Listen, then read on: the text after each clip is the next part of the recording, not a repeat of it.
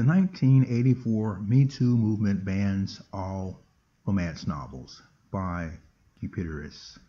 In an unprecedented move, all romance novels from the 1400s up to now are being removed from store shelves to comply with the 1984 Me Too movement. Romance authors, big and small, most of them women, now complain, shriek, and curse the social movement called Me Too. Romance authors state explicitly romance novels do not contribute to rape culture. They contribute to love culture. However, the dissenting voices, mostly men and third-wave feminists, vehemently disagree.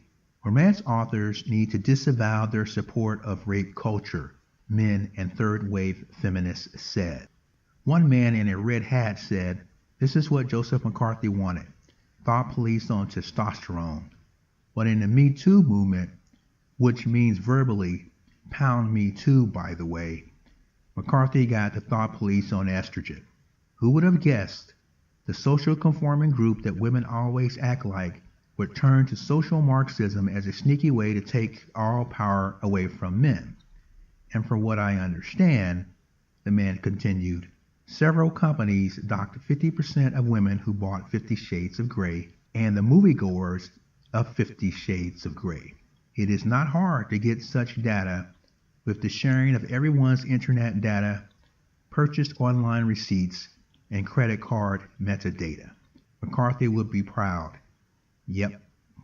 When asked if this was fair for the 50%, 75%, sometimes up to 90% of the women at corporations to lose their jobs due to a tried, judge, and fired executions because of a book or film purchase, the men in the group standing outside the large bookstore where I am doing this report laughed and scoffed and added, "Karma is a bitch. We have tried, judged, and fired executions by one woman in corporations. Even Hollywood is not that harsh on its casting couch actors. Her word against his word. By the millions, you heterosexual women want alpha men to pound me in romance novels and on disgusting films like 50 Shades of Grey, the movie, and book. But in actual life, you want to dox alpha and beta men for complimenting you by smiling at you when they get into the elevator or saying that's a nice dress or pair of shoes. No gray areas exist anymore." Another man wearing a wedding band said, "If the Arabs take over this country, all you women would not have to worry about receiving compliments in your burqas and 3 covered veils." A blonde woman yelled, "Women get raped in Arab countries. Dress has nothing to do with it." The men ignored her and cheered when another truckload of romance novels rolled out of the popular brick-and-mortar bookstore. "Do you understand the men's frustration with the Me Too movement?" I asked a young female college student wearing white lettering saying "Second Wave SJW" on her hot pink sweatshirt. I do, however. This Me Too movement was originally about the serious issues of rape and sexual assault, and things as when a woman has her backside pressed against a male's hard, erect sex organ in some stuffy corporate closet or empty room. In addition, no woman should go meet a director in his private home unless they're filming an unlikely situation. Women can just say no. Whatever happened to that? No woman intended Me Too to be for simple compliments. Now men fear to ride in elevators or have private meetings with women worldwide. No powerful men will mentor us anymore because of a few lonely cat women and hyper-triggered, hyper-snowflakes hopped on the bandwagon, so to speak, and they created this evil twist to the once noble Me Too movement. I've read romance novels when I was a child. Not that you can prove anything by anecdotal evidence, but I can tell you the behavior of the men in those books has not changed in 600 years. It is bad, their behavior, when judged in the light of the popular Me Too movement. Do you understand how men can see their romantic dating behavior, their masculine dating behavior as toxic in actual life, but accepted as romantic in romance novels? I turned to ask a second-wave feminist with red hair.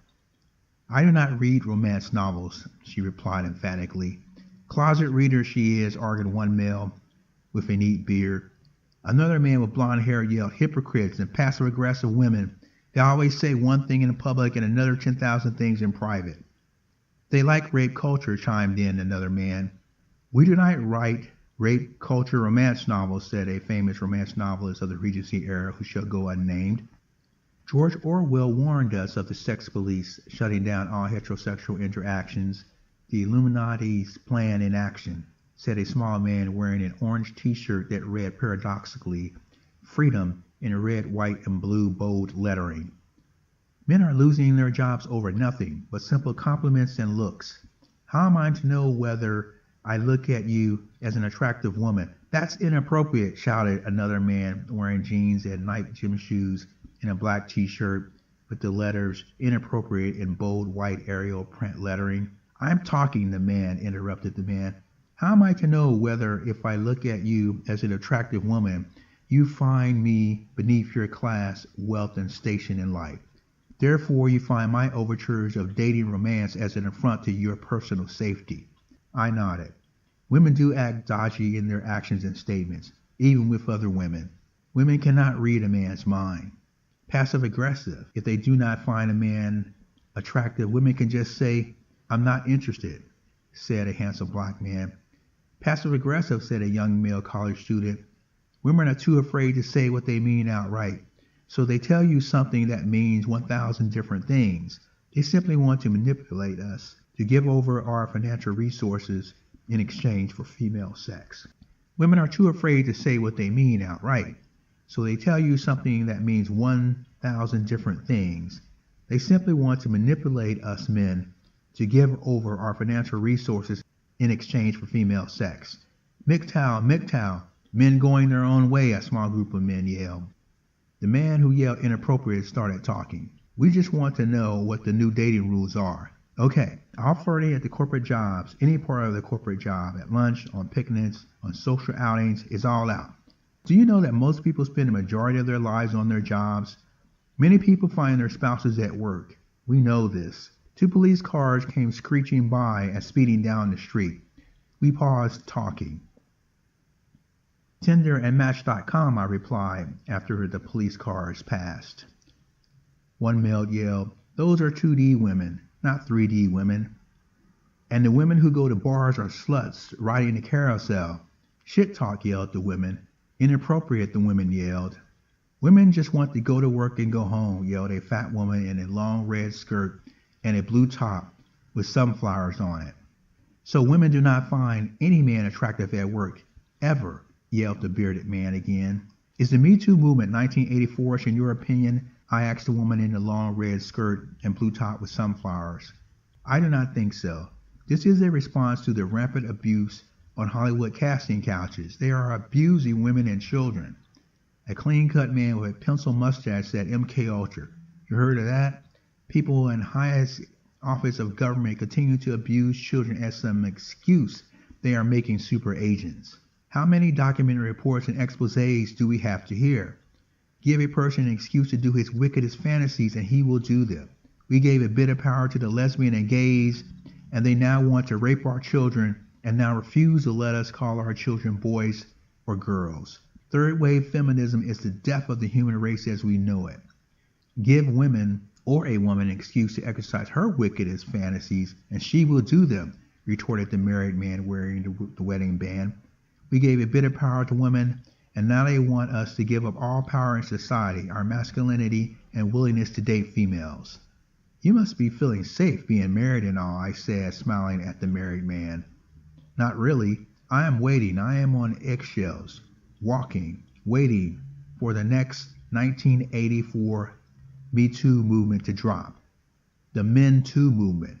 I cannot tell you how many single women seem to think I am on the sexual market. At work, when I am out shopping at the malls for holiday presents, or simply filling my car tank with gasoline.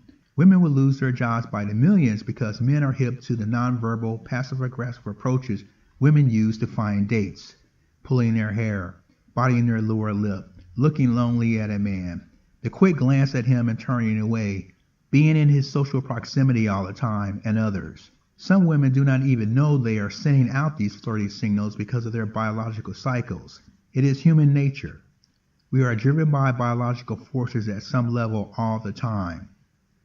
Is it that bad? I responded.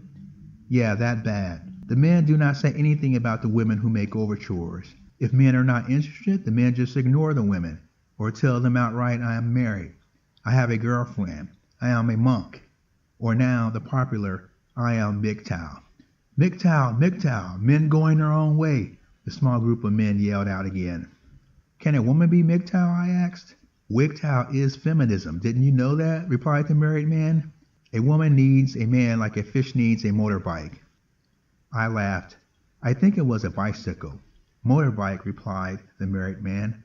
Now women want more between their legs. They want total control, a life without men. The men want their lover bots, and women want their motorcycles or toys that produce a similar biological response. But I am confident with the removal of all the rape culture romance novels, things will eventually turn around. Women will want men again. Why not just ban erotica as well, I had to ask. The married man replied, it would just go underground. The end.